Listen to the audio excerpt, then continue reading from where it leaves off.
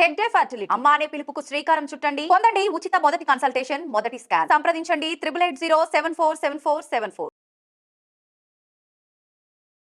Welcome to high dream. నేను మీ భవ్య. ఈ మధ్య కాలంలో ప్రతి చోట మనం వింటున్న మాట ఏడిహెచ్డి. ఏ పేరెంట్స్ వచ్చినా సరే మా పిల్లలు ఏడిహెచ్డితో బాధపడుతున్నారు అని చెప్తున్నారు. అంతెందుకు మన శిఖవత్ సార్ కూడా ఈ మధ్య కాలంలోనే తాజాగా చెప్పారు, నేను చిన్నప్పటి నుంచి ఏడిహెచ్డి బారిన పడ్డాను అని చెప్పేసి. అసలు ఏంటి ఏడిహెచ్డి, వీటి గురించి ఆ సిమ్టమ్స్ ఎలా ఉంటాయి, ఇవి ఎందుకు ఎక్కువ ఫేస్ చేస్తున్నారు, ఈ మధ్య ఎందుకు ఎక్కువ బయటకు వస్తున్నాయి, ఇవన్నీ మాట్లాడడానికి మన ముందు ఇప్పుడు యూకేలో చైల్డ్ సైకియాట్రిస్ట్లో ఏడిహెచ్డిలో ఎక్స్పర్ట్ అయిన మన కేశవరావు సార్ మన ముందున్నారు. డాక్టర్ సార్ని అడుగుదాము. సార్ నమస్తే సార్, ఎలా ఉన్నారు? నమస్తే అమ్మ. సార్ ఈ మధ్య కాలంలో నేను ఇందాక అన్నాను, మన పుష్ప శిఖవత్ కూడా అంటున్నారు నేను ఏడిహెచ్డి బారిన పడ్డాను అని చెప్పేసి. అసలు చిన్న పిల్లల్లో కూడా చాలా ఎక్కువగా ఉంటుందంట. ఈ మధ్య కాలం కేసెస్ కూడా పెరిగాయి అంటున్నారు. ఏంటి సార్ ఏడిహెచ్డి అంటే ఏంటి, దాని సిమ్టమ్స్ ఎలా ఉంటాయి అసలు ఫస్ట్? ఓకే, ముందుగా ఏడిహెచ్డి అనేటువంటిది ఒక కామన్ కండిషన్. అయితే ఇది ఒక జబ్బు కాదు, ఇది ఒక డిజార్డర్ కాదు, మెంటల్ ఇల్నెస్ కాదు. ఇది ఒక మిగతా పిల్లల కంటే వీళ్ళు కొంచెం వేరుగా ఉంటారు. అది 3 విషయాల లోపల వేరుగా ఉంటారు. ఒకటి ఏంటంటే యాక్టివిటీ లెవెల్, హైపర్ యాక్టివిటీ, తర్వాత అటెన్షన్ డెఫిసిట్, తర్వాత ఇంపల్సివిటీ. మీరు ఏడిహెచ్డి అన్న దాంట్లోనే attention deficit hyper activity disorder full name. Attention deficit అంటే కాన్సన్ట్రేషన్ సరిగ్గా లేకపోవటం, హైపర్ యాక్టివిటీ ప్లస్ ఇంపల్సివిటీ అంటే వాళ్ళకి ప్రతి పని లోపల కొంచెం ఆలోచించి చేయటం కాకుండా జల్దీ అనమాట. వాళ్ళు చంచలంగా తొందరపాటు ఆలోచించకుండా చేస్తారు. సో ఈ లక్షణాలు కూడా ఏజ్ని బట్టి మారుతూ ఉంటాయి. చాలా చిన్న పిల్లల్లో ఏడిహెచ్డి ఒక విధంగా ఉంటుంది, కొంచెము టీనేజ్ పిల్లల్లో వేరే రకంగా ఉంటుంది, తర్వాత అడల్ట్స్ లోపల కూడా అది వేరే రకంగా ఉంటుంది. సో మనం ముందు ఫస్ట్ చిన్న పిల్లల లోపల ఎలా ఉంది చూస్తాం. ఇప్పుడు హైపర్ యాక్టివిటీ అంటే ఏంటి? పిల్లవాడు పొద్దున్న లేచినప్పటి నుంచి మామూలుగా పిల్లలు యాక్టివ్గా ఉంటారు, కానీ ఈ పిల్లవాడు మామూలు పిల్లవాడితో పోలిస్తే చాలా ఎక్కువ యాక్టివిటీ లెవెల్స్ ఉంటాయి. మార్నింగ్ నుంచి నైట్ వరకు ఎంత ఎనర్జీ ఉంటుందంటే అసలు పేరెంట్స్ ఇంత శక్తి ఎక్కడి నుంచి వస్తుంది వాళ్ళకి అర్థం కాదు. తర్వాత వేరే కొత్త వాళ్ళు ఇంటికి పోయినా కానీ ఆ టేబుల్స్ మీదకి ఎక్కటము, సోఫాల మీద నుంచి దూకటము అంటే కొంచెం భరించలేనట్లుగా ఉంటుంది. సో స్కూల్ లోపల కూడా వీళ్ళు మిగతా పిల్లలతో కొంచెం తుంటరిగా ఉండటము, తర్వాత పరిగెత్తటము, క్లాస్ లోపల కూర్చోలేకపోవటము అది ఉంటుంది. తర్వాత కొంచెం స్కూల్లోకి వెళ్ళినప్పుడు వీళ్ళ కాన్సన్ట్రేషన్ చాలా తక్కువగా ఉంటుంది. కొద్దిసేపు కాగానే ఒక 5-10 మినిట్స్ కాగానే పక్క పిల్లవాడితో మాట్లాడటము, చిన్న సౌండ్ వస్తే బయటికి చూడటము, టీచర్స్ కంప్లైంట్ చేస్తారు ఈ పిల్లవాడు కూర్చోలేడు, పక్క వాళ్ళని కూడా డిస్టర్బ్ చేస్తుంటాడు అట్లా. సో ఇంపల్సిటీ అనేటువంటిది తొందరపాటు. ఇప్పుడు ఆ స్కూల్ లోపల టీచర్స్ ఏదైనా క్వశ్చన్స్ అడిగితే వాళ్ళ టర్న్ వచ్చేంత వరకు ఆగాలి, వీళ్ళు అలా ఆగలేరు. రోడ్డు క్రాస్ చేసేటప్పుడు రోడ్డు చూసుకొని క్రాస్ చేయాలి, వీళ్ళు అట్లా చేయరు. సో ఇదంతా పేరెంట్స్ వీళ్ళని మేనేజ్ చేయటం అనేటువంటిది చాలా కష్టంగా ఉంటుంది. సో ఇది మామూలుగా స్కూల్ పిల్లలు చిన్న పిల్లల లోపల. కొంచెం వీళ్ళు పెరుగుతున్న కొద్దీ ఈ ప్రాబ్లమ్స్ కొంచెం వేరే రకంగా వస్తూ ఉంటాయి. వీళ్ళ తొందరపాటు దుడుకుతనంతేని మిగతా పిల్లలతో వీళ్ళు సరిగ్గా మిక్స్ కాలేకపోవటము, తర్వాత వీళ్ళు చాలా తొందరగా వీళ్ళు అంటే వీళ్ళకు కెపాసిటీ ఉన్నా కానీ వీళ్ళ కెపాసిటీకి తగ్గంత స్కూల్ లోపల అకాడమిక్ మార్క్స్ అవి రావు అనమాట. సో టీచర్స్ అంటారు నువ్వు కానీ కొంచెం మంచిగా కాన్సన్ట్రేట్ చేస్తే నువ్వు బాగా వస్తావు, సిల్లీ మిస్టేక్స్ చేయటము, తర్వాత హోంవర్క్ ఒకటేసారి కంప్లీట్ చేయలేకపోవటము, ఇవన్నీ చాలా క్లియర్గా ఉంటాయి. సార్ ఇది ఇంకో మిత్ అనాలా లేకపోతే ఏంటి సార్? చాలా మంది ఏమనుకుంటారంటే హైపర్ యాక్టివ్గా ఉండే పిల్లలు ఏంటంటే వాళ్ళ బర్త్ టైంలో యాక్చువల్లీ 9 months తర్వాత పుట్టాల్సింది, కొంతమంది 7 monthsలోనే బర్త్ అయిన వాళ్ళు, బార్న్ అయిన వాళ్ళకి ఇటువంటి ఇష్యూస్ వస్తుంటాయి అని ఒక మిత్ అనొచ్చా సార్, లేకపోతే ఇది నిజమేనా? అంటే కొంచెము అంటే ఇంక్రీజ్డ్ రిస్క్ అంటాం మనము. అంటే మామూలు వాళ్ళకంటే బర్త్ ట్రామా జరిగినప్పుడు అంటే 7 months అట్లా premature babies slightly increased risk ఉంటుంది, కానీ దానివల్లే కాదు, చాలా వరకు హెరిడిటరీ ఉంటుంది. వాళ్ళ పేరెంట్స్కి ఉంటుంది, ఫాదర్కో మదర్కో ఉండొచ్చు, బాబాయిలకో అంకుల్స్కో ఉండొచ్చు. సో అది యూజువల్గా మనం పాత రోజుల్లో డయాగ్నోసిస్ లేవు కాబట్టి మనకు అది రాదు, మనకు ఆ హిస్టరీ రాదు. కానీ వాళ్ళని అడిగితే ఒకసారి చెప్తారు ఫాదర్ కూడా ఇట్లాగే ఉండేవాడు, చిన్నప్పుడు ఒక చోట కూర్చోలేకపోయేవాడు, బాగా పరిగెత్తేవాడు, కొంచెం తుంటరితనము, కొంటె పనులు చేసేవాడు అని చెప్పి మీ నాన్న పోలికి వచ్చింది లేదా మీ బాబాయ్ పోలికి వచ్చింది అంటారు. సో అది ఇట్స్ ఇప్పుడు ఇంకొక విషయం మనం గమనించాల్సింది ఏంటంటే మనం పాత రోజుల లోపల పిల్లలు పరిగెత్తడానికి స్కూల్స్ లోపల గ్రౌండ్స్ ఉండేటివి. తర్వాత మామూలుగా వ్యవసాయం వాళ్ళు అయితే ప్రాబ్లమే కాదు ఇది. ఇప్పుడు మనం ఏంటి, పిల్లల్ని మార్నింగ్ 9 to 5 చిన్న పిల్లవాడు 6-7 సంవత్సరాల వాడిని 9 to 4 వరకు క్లాస్లో కూర్చోమంటున్నాం. That itself is very difficult, చాలా కష్టమైన పని. సో అప్పుడైతే ఇప్పుడు మన సోషల్ రిక్వైర్మెంట్స్ అది, ఎందుకంటే వాడు చదువుకోకపోతే రేపు పొద్దున మళ్ళీ ఏం చేయాలి. సో అందుకని మనకు అది తప్పదు. సో అందుకని వీళ్ళు చాలా మంది ADHD డయాగ్నోసిస్ వైపుకి వస్తున్నారు. ఓకే. సో అంటే ఒక రకంగా ఒకప్పుడు ఉన్న కేసెస్ కన్నా ఇప్పుడు పెరగడానికి రీజన్ సర్కమ్స్టెన్సెస్, వాళ్ళకు ఉండే యాక్చువల్లీ హైపర్ యాక్టివిటీని కొంచెం బయట పెట్టడానికి ఫ్లెక్సిబుల్ గా లేని సరౌండింగ్స్ పరిస్థితి. సార్ మీరు ఇందాక చిన్న పిల్లలలో బాగా హైపర్ యాక్టివిటీ ఉంటుందని చెప్పారు కదా, అది కొంచెం ఏజ్ పెరిగాక ఎక్కువ ఎవరితో కలవలేమని అన్నారు. అంటే అప్పుడు వాళ్ళలో ఆ హైపర్ యాక్టివిటీ తగ్గి సైలెంట్ అవుతారా లేతే? లేదండి, హైపర్ యాక్టివిటీ అనేటువంటిది ఇప్పుడు చిన్న పిల్లవాడు పరిగెత్తాడు, పెద్దవాళ్ళు పరిగెత్తరు. వాళ్ళు ఫిడ్జెటింగ్ అంటే ఏదో ఒక వస్తువుని పట్టుకొని గెలకటమో, లేకపోతే కాళ్ళు ఊపటమో, చేతులు ఊపటమో, అంటే స్థిమితంగా కూర్చోలేరు వాళ్ళు. ఎక్కడైనా వెయిట్ చేయమంటే వాళ్ళు చాలా రెస్ట్లెస్గా ఫీల్ అవుతారు. ఏదైనా క్యూ లోపల వెయిట్ చేయమంటే కూడా వాళ్ళకి చాలా తొందరపాటు ఉంది, ఎంతసేపు ఈ క్యూ జరగదేంటి అని చికాకు వస్తుంది. సో వాళ్ళకు వస్తుంది. ఇంకా పెద్దవాళ్ళు ఏజ్ వాళ్ళకు కూడా ఈ ప్రాబ్లమ్స్ ఇవన్నీ ఉంటాయి.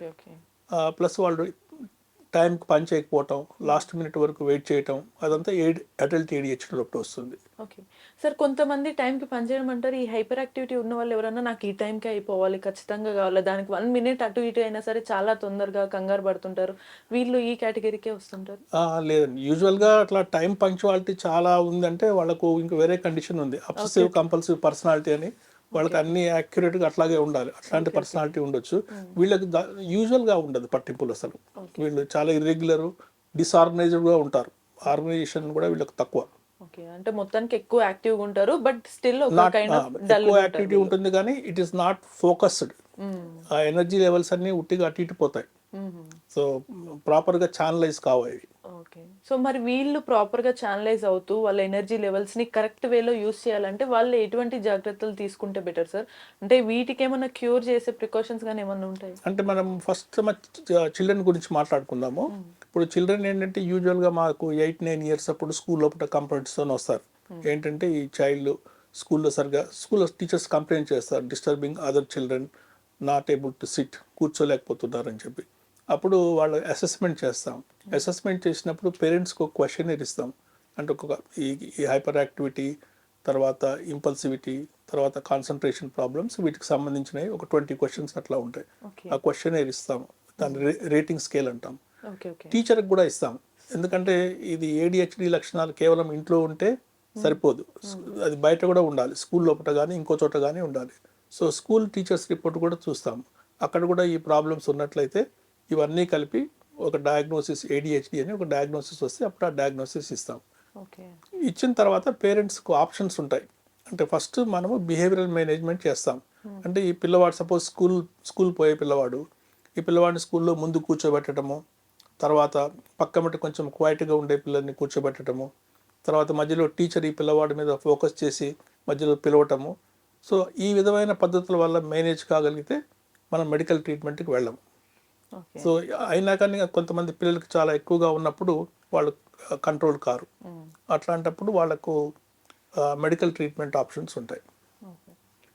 చిన్న పిల్లలకి తర్వాత ఏజ్ పెరిగిన వాళ్ళకి కూడా ఇదే ట్రీట్మెంట్? అంటే ఏజ్ ఇంకొంచెం ఇదే మళ్ళీ ఇంకొకటి సార్, ఏజ్ పెరిగిన వాళ్ళకి ట్రీట్మెంట్తో పాటు చిన్నప్పుడు ఉన్న ఈ ADHD అనేది ఆఫ్టర్ ఏజెస్ తర్వాత కూడా తెలిసే ఛాన్సెస్ ఉంటాయి. మనం ఇందాక అనుకున్నాం, షికావత్ సార్ ఉన్నారు మనకి, అదే ఫహద్ ఫాసిల్ చెప్పారు ఆఫ్టర్ 41 years తర్వాత తెలిసింది ఆయనకి ADHD బారిన పడ్డారని. ఇవన్నీ వాళ్ళు ఎట్లా రికగ్నైజ్ చేసుకొని ఉంటారు? వాళ్ళకి మరి ఎటువంటి ప్రికాషన్స్ ఏం తీసుకోవచ్చు? అంటే యూజువల్గా ఏమవుతుందంటే ఇప్పుడైతే ఇంటర్నెట్ ఎక్స్ప్లోజన్ వచ్చిన తర్వాత ప్రతి ఒక్కళ్ళు అంటే ADHD గురించి వాళ్ళు కొంత నాలెడ్జ్ వస్తుంది. వచ్చినప్పుడు వాళ్ళు చూసుకుంటారు, కంపేర్ చేసుకుంటారు. చిన్నప్పుడు కాన్సన్ట్రేషన్ ప్రాబ్లమ్స్, ఓవర్ యాక్టివిటీ, ఇవన్నీ చూస్తారు. చూసినప్పుడు నాకు ఈ లక్షణాలన్నీ చిన్నప్పటి నుంచి ఉన్నాయి, ఇప్పుడు కూడా నేను రెస్ట్లెస్గా ఉంటున్నాను, స్థిమితంగా ఉండలేకపోతున్నాను, తొందరపాటు ఉంది, సో నాకు ADHD ఉండొచ్చు అని చెప్పి వాళ్ళు అప్పుడు సైకియాట్రిస్ట్ దగ్గరికి వెళ్తారు. సో యూజువల్గా మేము పేరెంట్స్ అవైలబుల్ ఉంటే చైల్డ్హుడ్ హిస్టరీ తీసుకుంటే మనకు ఇది ADHD ఉందని ఖచ్చితంగా చెప్పగలం. అలా చైల్డ్హుడ్ హిస్టరీ లేనప్పుడు కూడా ఒక్కొక్కసారి వాళ్ళకున్న ప్రస్తుత లక్షణాలను బట్టి మనం డయాగ్నోసిస్ చేయొచ్చు. సార్ అంటే ఈ లెక్కన పేరెంట్స్ ఆ పిల్లలలో ఉండే ఏడిహెచ్డిని కొంతమంది రికగ్నైజ్ చేయలేని వాళ్ళు హైపర్ యాక్టివ్గా ఉంటారు, ఎక్కువ అల్లరి చేస్తావు అని కొట్టడం తిట్టడమే చేస్తారు, మళ్ళీ మార్క్స్ రాలేవని తిడుతూ ఉంటారు కదా. అవును. ఇది అట్లాంటి పిల్లలకి కానీ వాళ్ళకి ఎటువంటి ఎఫెక్ట్ చూపిస్తుంది సార్ వాళ్ళకి? ఇది చాలా మంచి ప్రశ్న. ఎందుకంటే చాలా మంది పిల్లల్ని ఈవెన్ ఇంగ్లాండ్ లాంటి కంట్రీస్ లోపల కూడా ఈ పిల్లవాడు నాటీ చైల్డ్ అంటే కొంచెం తుంటరి వాడు అని అని పేరు అని tag అని ఇచ్చేస్తారు. అని ట్యాగ్ చేస్తారు. చాలా లేటుగా ఒక్కోసారి అక్కడ కూడా వాళ్ళు ఏడిహెచ్డి అనే సస్పిషన్ అనేటువంటిది లేట్ అవుతుంది. సో ఇటువంటి ఓవర్ యాక్టివిటీ ఉన్న చిల్డ్రన్ని మనం అసెస్మెంట్కి పోవటం ఇస్ గుడ్ అండ్ మంచిది. అయితే ఇప్పుడు మనకి ఒకవేళ అంటే ప్రతి 100 మంది చిల్డ్రన్ లోపల 6 పిల్లలకు ఉంటుందండి ఏడిహెచ్డి. Okay okay. అంటే ఇప్పుడు ఒక క్లాస్ రూమ్, మన స్టాండర్డ్ క్లాస్ రూమ్ ఇండియాలో 30 మంది పిల్లలు ఉంటారు. అంటే 2 చిల్డ్రన్కి ఏడిహెచ్డి ఉండే అవకాశాలు ఉంటాయి. సో అంత కామన్ కండిషన్. సో మన దగ్గర ఇప్పుడున్న డయాగ్నోసిస్ రేట్ చాలా తక్కువగా ఉంది. సో ఏడిహెచ్డి అనేటువంటిది చాలా కామన్ కండిషన్. ప్రతి క్లాస్లో ఒకళ్ళిద్దరు ఉండే ఛాన్స్ ఉంటుంది. ఓకే. దీనికి ప్రికాషన్స్ అన్ని మీరు చెప్పినవి తీసుకున్నా కూడా డయాగ్నోసిస్ చేశాక కూడా ఇది ఇంతే లాంగ్ టర్మ్లో ఉండే ఛాన్స్ ఉంటాయా, లేకపోతే అది నార్మల్ అయ్యే ఛాన్సెస్ ఉంటాయా సార్ వాళ్ళ కండిషన్ అనేది? అంటే యూజువల్గా ఏంటంటే ఇప్పుడు ఎవరైతే మెడికేషన్ ఆప్షన్స్కి వస్తారో అంటే మెడికేషన్కి వస్తారో వాళ్ళు యూజువల్గా వాళ్ళు దాదాపు స్కూల్ అయ్యేంత వరకు అంటే స్టడీస్ చాలా ఇదిగా ఉంటాయి అంటే ఫోకస్డ్గా ఉంటాయి కాబట్టి స్కూల్ అయ్యేంత వరకు చదువుతారు. తర్వాత ఇంటర్మీడియట్లో కూడా మెడిసిన్స్ తీసుకుంటారు. ఓకే. తర్వాత వాళ్ళు వాళ్ళ వృత్తిని బట్టి సపోజ్ వాళ్ళ వృత్తిలో న్యాచురల్ బ్రేక్స్ వస్తున్నాయి, కంటిన్యూస్గా పనిచేసే అవసరం లేదు, అట్లాంటప్పుడు వాళ్ళు మెడికేషన్ లేకుండా కంటిన్యూ కావచ్చు. 100కి 60 మంది లోపల 50 to 60% లోపల అడల్ట్స్ అయిన తర్వాత కూడా వాళ్ళకు కొన్ని ఏడిహెచ్డి లక్షణాలు ఉంటాయి. సో 50 to 60% వాళ్ళకి ప్రాబ్లం సివియర్గా ఉంటే అప్పుడు వాళ్ళు అప్పటికి కూడా మళ్ళీ ట్రీట్మెంట్కి రావచ్చు. లేదు మైల్డ్గా ఉందంటే వాళ్ళు అంటే మామూలుగా psychological methods or behavioural methods అంటాము. అదేంటంటే వాళ్ళు ఆర్గనైజ్ చేసుకోవటము, రేపు చేయాల్సిన పనులన్నీ వాళ్ళే రాసి పెట్టుకోవటము. తర్వాత ఇప్పుడు మనకు ఫోన్ లోపల వచ్చింది రిమైండర్స్ ఉన్నాయి. సో వీళ్ళకు మతిమరుపు కూడా చాలా ఎక్కువగా ఉంటుంది. సో అట్లా సో ఈ విధంగా స్ట్రక్చర్డ్ యాక్టివిటీస్ ద్వారా వాళ్ళు చాలా వరకు లాభపడవచ్చు. సార్ ఇప్పుడు ఏడిహెచ్డి గురించి మనం సిమ్టమ్స్ తెలుసుకున్నాము, ప్రికాషన్స్ ఎలా తీసుకోవాలి, డయాగ్నోసిస్ ఎలా ఇవ్వాలి తెలుసుకున్నాం. బట్ మీకున్న ఎక్స్పీరియన్స్లో ఇప్పటివరకు ఎంతో మందిని చూసుంటారు, మీకు బాగా టిపికల్గా అనిపించి బట్ స్టిల్ అటు పేరెంట్స్ సరే ఎంత చెప్పినా అర్థం చేసుకోవట్లేదు, పిల్లలకి ఏడిహెచ్డితో ఇబ్బంది పడుతున్నారని ఆ పిల్లల్ని క్యూర్ చేయడానికి మీకు బాగా స్ట్రగుల్ అయిన కేస్ స్టడీ ఏదైనా ఉందా సార్? అంటే ఇంట్రెస్టింగ్ కేసెస్ అంటే కొన్ని ఉంటాయమ్మా. ఒకసారి ఒక 19 years old బాయ్ వచ్చాడు. 19 years old బాయ్ ఆల్రెడీ బీటెక్లో ఉన్నాడు. సో అంతవరకు కూడా అతనికి ఏం ప్రాబ్లం లేదు. సడన్గా బీటెక్ లోపల స్టడీస్లో ప్రాబ్లం వచ్చింది. ఏంటని చూస్తే అతను ఫోకస్ చేయలేకపోతున్నాడు. సో చైల్డ్హుడ్ హిస్టరీ తీసుకుంటే అంత ఏడిహెచ్డి లక్షణాలు ఉన్నాయి. అయితే పిల్లవాడికి ఏమైందంటే త్రూ అవుట్ కూడా వాళ్ళు 1-to-1 టీచర్ అంటే మనం ట్యూషన్స్ పెట్టడము, కోచింగ్, దీనివల్ల అతనికి ఆ ఏడిహెచ్డి ప్రాబ్లం అనేటువంటిది ప్రాబ్లం కాలే. అతను ఇంటర్మీడియట్, ఇంజనీరింగ్ అంతా కూడా ఇంజనీరింగ్ వచ్చేసరికి సిలబస్ చాలా ఎక్కువ ఉంటుంది. మీరు 1-to-1 టీచర్, 1-to-1 ట్యూషన్స్ కుదరవు. అప్పుడు బయటపడింది. సో ఒక్కొక్కసారి ఇలా ప్రాబ్లమ్స్ చాలా లేటుగా కూడా వస్తాయి, చాలా లేటుగా కూడా బయటపడతాయి. రెండవ కేసు ఏంటంటే ఇట్లాగే ఒక 20-year-old అతను వచ్చాడు. అతనికి ఈ ఆల్కహాల్ ప్రాబ్లము చాలా ఎర్లీగా, డ్రగ్స్ ప్రాబ్లమ్ ఇవి ఉన్నాయి. సో అసెస్మెంట్ చేస్తే అతనికి క్లియర్గా ఏడిహెచ్డి లక్షణాలు ఉన్నాయి. సో పిల్లలు ఎవరైనా కానీ చాలా తొందరగా అంటే స్మోకింగ్, డ్రగ్స్, తర్వాత ఆల్కహాల్ లేదంటే కొంచెం రిస్కీ బిహేవియర్ చేస్తున్నారు అంటే వాళ్ళకు ఏడిహెచ్డి ఉండే అవకాశాలు చాలా ఎక్కువగా ఉంటాయి. సో అటువంటి వాళ్ళని కూడా ప్రాపర్ అసెస్మెంట్ చేయించడం మంచిది. ఓకే. అంటే ఓ రకంగా ఎవరు ఏదానికన్నా ఎడిక్ట్ అవుతున్నారంటే ఖచ్చితంగా వాళ్ళకి బ్యాక్గ్రౌండ్లో ఏదో ఒక కండిషన్కి ఇబ్బంది పడుతూ ఉన్నారు. సో చుట్టూ ఉన్న వాళ్ళు కూడా సహకరించి అర్థం చేసుకుంటే వాళ్ళకి క్యూర్ చేసే ఛాన్స్ ఉంటుంది. Early diagnosis. Okay, super.